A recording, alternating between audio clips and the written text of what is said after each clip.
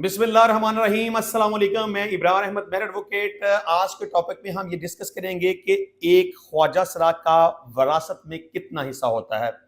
आप सब जानते हैं कि ये सबको ऑलमोस्ट पता होता है कि एक बेटे का वरासत में कितना हिस्सा है, एक बेटी का वरासत में कितना हिस्सा है, बीवी और खामद का वरासत में, माँ बाप का वरासत में कितना हिस्सा होता है। लेकिन ख्वाजा सरा के वरासत में कितना हिस्सा होता है, इसको आम तौर पर डिस्कस नहीं किया जाता, क्योंकि हमारे मुआशरे के अंदर ख्वाजा सरा को रिस्पेक्ट ही नहीं दी जाती। उसे नफरत और हकारत की नज़र से देखा जाता है, उसे दुत्कार दिया जाता है, उसे घर से निकाल दिया जाता है, घर वाले उसकी इज्जत नहीं करते, मुआशरा उसकी इज्जत नहीं करते। वो बड़ी एक मजबूर किस्म की और बड़ी कसम पुरसी की जिंदगी गुजारते हैं। लेकिन इस्लाम के अंदर और कानून के अंदर ख्वाजा सरा का भी विरासत में हिस्सा होता है। जिस तरह बेटे का हिस्सा होता है, बेटी का हिस्सा होता है, बिल्कुल उसी तरह एक ख्वाजा सरा का भी विरासत में हिस्सा होता है। लेकिन आज के टॉपिक में हमने सिर्फ ये डिस्कस करना है कि ख्वाजा सरा को विरासत में किस तरह से हिस्सा मिलेगा। हमारे मुआशरे में अक्सर ख्वाजा सरा के विरासत में हिस्से को डिस्कस नहीं किया जाता, उसको नजरअंदाज कर दिया जाता है। लेकिन अगर हम अपने मजहब की बात करें या कानून की बात करें तो ख्वाजा सरा को भी विरासत में हिस्सा मिलता है। ख्वाजा सरा चूंकि मेल नहीं होता, फीमेल नहीं होता, वो एक दरमियान की कोई चीज होती है, लेकिन फिर भी उसका विरासत में हिस्सा होता है। अगर तो एक ख्वाजा सरा नियर टू मेल है तो उसको एक मर्द के बराबर यानी कि एक बेटे के बराबर हिस्सा मिलेगा। अगर वो नियर टू फीमेल है तो उसको एक फीमेल के मुताबिक यानी कि एक बेटी के बराबर हिस्सा मिलेगा। अब इसको डिटरमिन किस तरह किया जाएगा, ये कैसे पता चलेगा कि ये इसकी खसूसियात मर्द से ज्यादा करीब हैं या इसकी खसूसियात जिस्मानी तौर पर औरत से ज्यादा करीब हैं।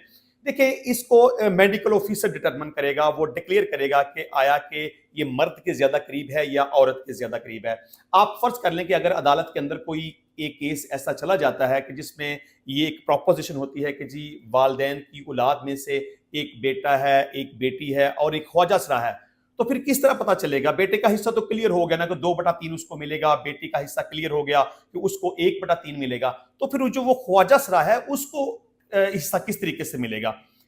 अब यहां अगर तो वो नियर टू मेल है तो फिर उसको लड़के के मुताबिक यानी कि टोटल 5 हिस्से निकाले जाएंगे। 2 हिस्से उस लड़के के, 2 हिस्से ख्वाजा सरा के और 1 हिस्सा उस लड़की का। अगर वो नियर टू फीमेल है तो फिर 4 हिस्से निकाले जाएंगे। 2 हिस्से बेटे के, 1 हिस्सा बेटी का और 1 हिस्सा ख्वाजा सरा का। अब इस सूरत हाल में अदालत एक मेडिकल ऑफिसर को हुक्म जारी करेगी कि उस ख्वाजा सरा का मेडिकल टेस्ट किया जाए और डिक्लेयर किया जाए, और इसको उसकी खसूसियात के लिहाज से, मतलब उसकी जिस्मानी खद्दो खाल को मद्देनजर रखते हुए मेडिकल ऑफिसर बताएगा कि इसकी ज्यादा जो खसूसियात हैं, कैरेक्टरिस्टिक्स हैं, वो मर्द के ज्यादा करीब हैं या औरत के ज्यादा करीब हैं। अगर तो मेडिकल ऑफिसर ने ये डिक्लेयर कर दिया कि इसकी खसूसियात नियर टू मेल हैं तो उसको फिर बेटे के बराबर हिस्सा मिलेगा।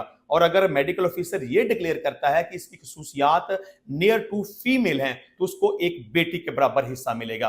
अच्छा, अब यहां दूसरा क्वेश्चन आता है कि फर्ज कर लें कि वालिदैन की औलाद में से एक बेटी है और एक ख्वाजा सरा है, मतलब कि बेटा नहीं है, तो इस सूरत हाल में विरासत की तकसीम किस तरह से होगी?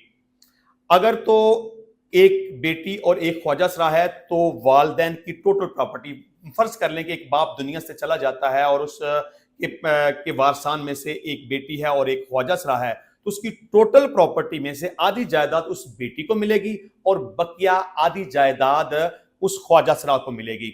और यहाँ एक तीसरा क्वेश्चन ये भी पैदा होता है कि फर्ज कर लें कि वालिदैन की औलाद में से बेटा भी नहीं है, बेटी भी नहीं है, सिर्फ एक ख्वाजा सरा है, तो इस सूरत हाल में उस एक ख्वाजा सरा को अपने वालिद की प्रॉपर्टी में से कितना हिस्सा मिलेगा?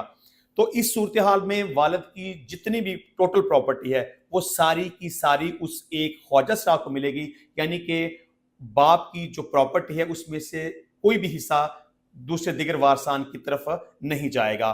तो इंशाल्लाह मिलते हैं नेक्स्ट टाइम नई वीडियो में नए टॉपिक के साथ। तब तक के लिए इजाजत दीजिए। अल्लाह हाफिज।